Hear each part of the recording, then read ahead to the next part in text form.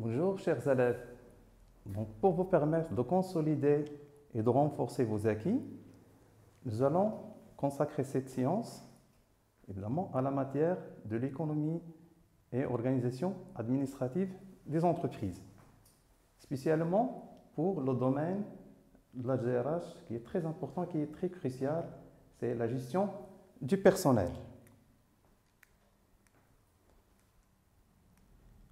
Donc, spécialement, c'est la politique de recrutement.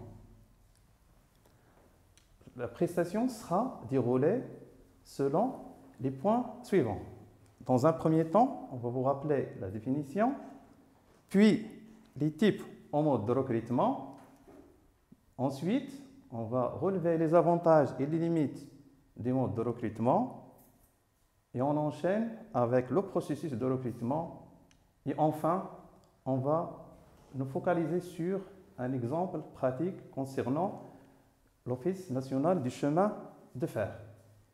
Comme vous le savez tous, le recrutement, c'est un ensemble d'étapes et d'actions qui sont mises en œuvre par une organisation ou bien une entreprise pour trouver un candidat correspondant ou bien qui correspond aux exigences du poste vacant.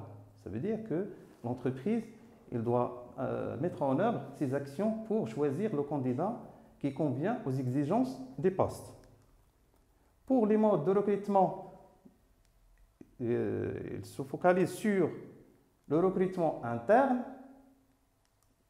C'est le fait, évidemment, de faire recours aux candidats comme étant des collaborateurs de l'entreprise. Ça veut dire que le choix des candidats, il se fera à partir des collaborateurs de l'entreprise. Alors que pour des raisons ou d'autres, l'entreprise peut faire recours aussi aux candidats de l'extérieur. Et là, on parle de recrutement externe. Donc, l'entreprise fait appel aux candidats de l'extérieur de l'entreprise. Maintenant, pour le recrutement interne, pour véhiculer l'information que l'entreprise va procéder au recrutement des collaborateurs à travers ses anciens salariés, donc l'entreprise va véhiculer l'information à travers des moyens comme la note d'information, l'affichage, tableau d'affichage, l'intranet, ça veut dire le réseau interne, et le journal interne. Alors que pour le recrutement externe, l'entreprise, évidemment, peut utiliser certains moyens. C'est le fait de publier des annonces dans les journaux, le fait de recours aux candidatures spontanées et aux salons de recrutement, de même aux écoles et universités. Ça veut dire le fait de tisser des conventions et des contacts avec les écoles et les universités, sans toutefois oublier le recrutement à travers l'Internet, ça veut dire en utilisant les portails. Maintenant, on passe aux avantages et limites du mode de recrutement. Donc, pour le recrutement interne, les avantages, c'est à titre d'exemple, et non pas une liste exhaustive. Donc, le recrutement, il est moins coûteux. De même, ça permettra aux candidats évidemment d'être facilement intégrés dans l'entreprise, puisqu'ils font déjà partie de l'entreprise. De même, c'est aussi une source de motivation pour les collaborateurs, puisqu'ils vont bénéficier d'une certaine promotion et d'une certaine mobilité. Cela nous pousse à dire que le recrutement interne, il a aussi des limites. La première consiste à dire que le choix, c'est limité, puisque le candidat, il ne fera que partie des anciens collaborateurs. Donc l'entreprise, l'organisation n'a pas un large choix là-dessus. De même, ça peut que l'effectif, évidemment, de l'entreprise, dont dispose l'entreprise, ça se peut qu'il soit caractérisé par un vieillissement de la pyramide des âges. Donc à ce moment-là, l'entreprise a intérêt à recourir au recrutement externe, c'est-à-dire la recherche des candidats de l'extérieur de l'entreprise. Évidemment, ce recrutement externe, il a aussi des avantages. Tout d'abord, il permettra à l'entreprise, à l'organisation de rajeunir l'effectif. De même, ça va lui permettre d'intégrer de nouvelles compétences, ça veut dire un nouveau sang, sans toutefois oublier que ce mode de recrutement, il a aussi des contraintes, il a des limites. La première, c'est que le recrutement externe, ça coûte plus cher que le recrutement interne. Bon, donc le recrutement externe, comme il a des avantages, il a aussi des limites. Donc on cite la première limite comme étant un investissement coûteux. Ça veut dire que ça coûte à l'entreprise le fait de mettre en place un processus de recrutement pour, évidemment, accueillir des candidats et les faire passer la sélection. Par la suite, leur embauche. De même, c'est un processus lent. Ça veut dire que c'est un processus qui prend du temps vu les étapes qu'il va parcourir. Maintenant, par la suite, maintenant, on passe au processus de recrutement. D'ailleurs, il va nous tracer l'ensemble des étapes qui vont nous permettre de mieux visualiser les actions de recrutement de l'organisation. La première étape, c'était le fait de déterminer les besoins. Donc là, l'entreprise doit se focaliser sur, dans un premier temps, la définition du poste de travail. Ça veut dire qu'il va déterminer et définir tout ce qui est activité, tout ce qui est mission, tout ce qui est position hiérarchique, évidemment, concernant le poste à combler. Et une fois la définition est faite, on passe à la définition du profil du poste. Ça veut dire le profil des candidats qui va occuper ce poste. Là, l'entreprise doit bien préciser le profil des candidats, ça veut dire les qualités personnelles et les compétences professionnelles. Et une fois cette étape achevée, on enchaîne avec la deuxième étape, c'est le recueil des candidatures, ça veut dire la recherche des candidats ou bien la prospection. Puis, vient l'étape suivante, c'est la sélection des candidats. Ça veut dire que l'entreprise va maintenant essayer de faire le choix parmi les candidats qui ont été recueillis. Là, il va mettre en quelque sorte certains moyens. Commençons par le CV et la lettre de motivation. Donc l'entreprise doit procéder au premier tri ou bien à une présélection sur la base des candidats qu'elle a recueillis. Ensuite, il peut subir ces candidats à des tests psychotechniques ou bien des entretiens d'embauche ou plutôt des essais professionnels. Donc l'objectif, c'est en quelque sorte de sélectionner et de choisir les candidats qui vérifient les critères déjà déterminés. Et enfin, pour les candidats retenus, l'organisation ou bien l'entreprise a intérêt à leur faciliter l'intégration. Pour cela, il peut mettre en œuvre certaines actions comme l'accueil. Donc, il est obligé de leur réserver un accueil pour les informer sur ce qui se passe au sein de l'entreprise, sur la structure de l'entreprise, sur l'emplacement de l'entreprise, et ainsi de suite. De même, les candidats retenus, ils ont aussi intérêt à compléter leur dossier administratif, signer les contrats et s'informer sur la réglementation, le règlement interne, les conventions collectives. Et l'entreprise peut aussi leur assigner et leur désigner des collaborateurs qui sont très compétents pour les accompagner. Là, on parle du parrainage ou bien du tutorat qui va leur permettre de faciliter la vie en entreprise. Vers la fin, l'entreprise peut aussi leur réserver une formation pour les mettre au courant, évidemment, des procédures et de la manière de faire, et enfin, pour leur permettre de s'intégrer facilement dans l'environnement. Maintenant, on passe au cas pratique, et elle sera réservée à un organisme qui est l'Office national des chemins de fer. Donc, pour le document de mise en situation, Donc, je vous fais un appel de lire minutieusement, on va le faire ensemble. Donc, l'ONCF a lancé en 2016 un concours pour le recrutement des cadres et techniciens. La famille ONCF s'est ainsi rajeunie par le recrutement de 121 collaborateurs de profils diversifiés et en adéquation avec les besoins exprimés au niveau des différents métiers. Vous allez constater dans ce premier paragraphe que l'entreprise, l'ONCF, a mis en place une campagne de recrutement pour le recrutement de 121 collaborateurs de profils diversifiés.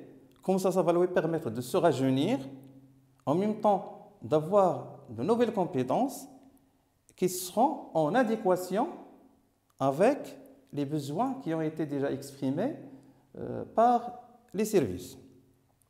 Pour permettre à ces nouvelles recrues une meilleure appréhension de l'environnement, de l'entreprise et ses métiers, une attention particulière a été accordée à leur formation. Le programme de formation couvre aussi bien des aspects théoriques en salle, cours et séminaires, que des stages d'immersion pratique sur le terrain. Cette formation a été couronnée par une journée d'évaluation et qui a constitué une occasion idéale pour interagir avec les nouvelles recrues, apporter des réponses à leurs questions et recueillir leurs perceptions et renforcer leur esprit d'appartenance. Dans ce paragraphe, vous allez mieux comprendre qu'il s'agit de l'action d'intégration et ses objectifs. Par ailleurs, l'ONCF encourage de plus en plus la promotion verticale de ces cadres et futurs dirigeants. Ce sont 32 collaborateurs qui ont été nommés au poste de responsabilité. Dans ce paragraphe, vous allez pouvoir ressortir le mode de recrutement qui est convenable et surtout lorsqu'on parle des candidats collaborateurs. La consigne, pour la première question, dégager les objectifs de l'opération de recrutement des cadres et techniciens. Donc là, on vous demande de montrer pourquoi l'entreprise a fait recours au recrutement des cadres et techniciens. Réponse: pour rajeunir l'effectif de l'ONCF, ça veut dire permettre évidemment d'intégrer un nouveau sang plus jeune au niveau des collaborateurs, diversifier les profils, ça veut dire ça va permettre à l'entreprise d'intégrer de nouvelles compétences et un nouveau profil. De même, ça permettra à l'entreprise de couvrir les besoins exprimés au niveau des différents métiers. La deuxième question, dégager et illustrer les deux modes de recrutement. Puisqu'on vous demande ici de dégager deux modes, ça veut dire que l'entreprise a fait recours au mode interne et au mode externe. Pour le mode de recrutement interne, donc vous voyez bien, le dernier paragraphe du document, on a dit que l'ONCF encourage de plus en plus la promotion verticale de ces cadres et futurs dirigeants.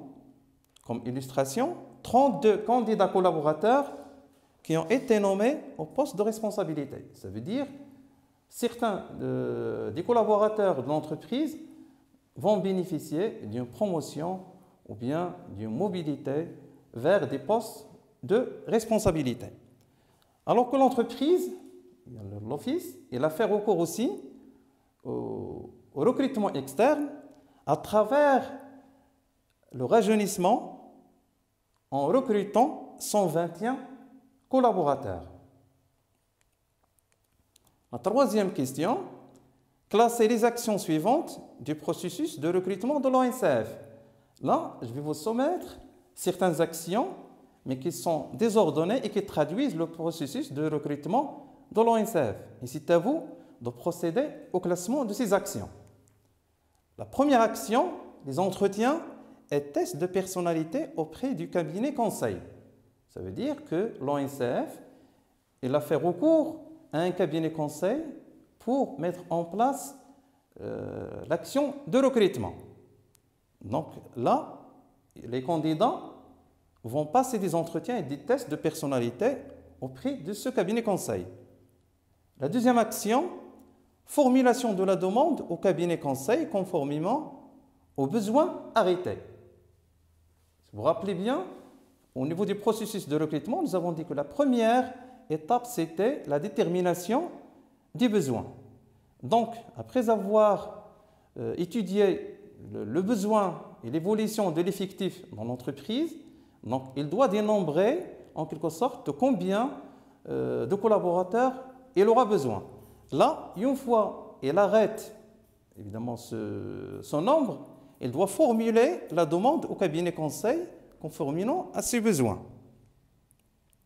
Puis l'action suivante, c'est la décision d'embauche. Là, l'office va prendre la décision finale d'embaucher et de recruter les candidats qui satisfont aux critères.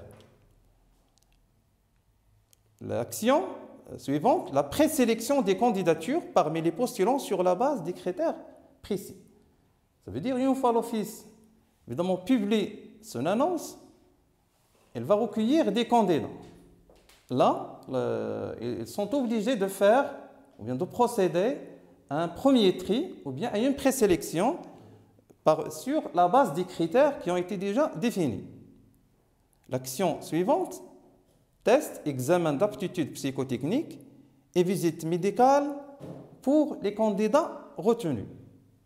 Donc, les candidats qui ont suivi une présélection, ils vont aussi passer des tests, des examens d'aptitude psychotechnique et visite médicale pour ces candidats. L'action qui arrive par la suite, la quantification des besoins en recrutement à partir de l'évolution des ressources et des besoins.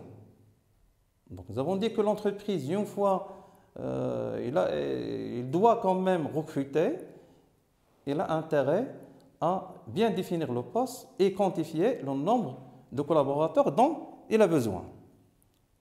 L'action suivante, concours écrit pour les candidats présélectionnés. Une fois les candidats qui ont postulé à ce poste, donc ils sont obligés, évidemment, de passer par des présélections, mais aussi par des concours pour pouvoir retenir l'attention de ses propres recruteurs. L'action suivante, la publication de l'annonce du concours dans la presse et dans le portail ONCF. Ça veut dire l'ONCF, lorsqu'il arrive à bien définir son besoin, donc il a intérêt aussi à publier cette annonce pour pouvoir recueillir les candidats. La dernière action, c'est la présentation devant la commission ONCF pour les candidats retenus. Ça veut dire une fois ils ont suivi la présélection et les entretiens, donc ils vont passer par devant un comité ou bien une commission de l'ONCF, c'est celle qui va trancher dans l'embauche définitive. La réponse, maintenant, concernant le classement de ces actions, ce sera la première action, quantification des besoins en recrutement à partir de l'évolution des ressources et des besoins. Donc la première des choses, il est obligé, comme nous l'avons dit, de dénombrer le nombre de collaborateurs dont il a besoin. Ce sera suivi par l'action B, qui est la formulation de la demande au cabinet conseil conformément aux besoins arrêtés. Donc une fois il dénombre le nombre de postes, ou bien si vous voulez le nombre de candidats dont il a besoin, il va adresser maintenant une demande au cabinet conseil qui va essayer de concevoir l'annonce et par la suite la publier. L'action par la suite, c'est la publication de l'annonce du concours dans la presse et dans le portail ONCF. Une fois on détermine le besoin, on va publier maintenant l'annonce dans le site web de l'ONCF ou bien dans la presse. L'action suivante, c'est la présélection des candidatures parmi les postulants sur la base des critères précis. Ça veut dire une fois elle reçoit des candidatures, donc l'ONCF doit procéder à la présélection selon évidemment les moyens dont on a parlé. Puis, les candidats qui sont présélectionnés, ils vont passer un concours écrit. Ensuite, les candidats qui ont réussi le concours écrit, ils vont passer aussi des entretiens et tests de personnalité auprès des cabinets conseils. Par la suite, il y aura la présentation devant la commission NCF pour les candidats retenus. Donc, les candidats qui ont été sélectionnés, ils vont passer aussi devant un comité de l'ONCF qui va trancher dans, évidemment, l'embauche définitive. Par la suite, le test, examen d'aptitude psychotechnique et visite médicale pour les candidats retenus. Donc, ça veut dire la phase finale avant de prendre la décision d'embauche définitive. Et vers la fin, la décision d'embauche. Pour la quatrième question, relever une action d'intégration des nouvelles recrues. Ça veut dire, parmi les moyens ou bien les actions qui ont été placées par l'ONCF pour faciliter l'intégration aux candidats, donc il a procédé à la formation. Ça veut dire qu'il leur a réservé une formation pour leur permettre de s'inculquer dans la culture de l'entreprise et faciliter leur intégration. La cinquième consigne ou question, ressortir l'utilité du programme d'intégration des nouvelles recrues pour l'ONCF. Ça veut dire le pourquoi de la phase d'intégration. Pourquoi il leur a réservé, évidemment, cette intégration. Tout d'abord, ce serait une occasion de faire l'échange avec les nouvelles recrues, interagir avec les nouvelles recrues. De même, cette phase, ça va permettre, évidemment, aux collaborateurs, ou bien plutôt aux nouvelles recrues, de même aux recruteurs, d'apporter des réponses aux questions des nouvelles recrues, en même temps de recueillir leurs perceptions. Et enfin, ce serait une occasion de renforcer l'esprit d'appartenance chez les nouvelles recrues. Vers la fin, je souhaite que vous avez bien assimilé ce qu'on vient d'annoncer. Je vous souhaite bonne chance et à très bientôt.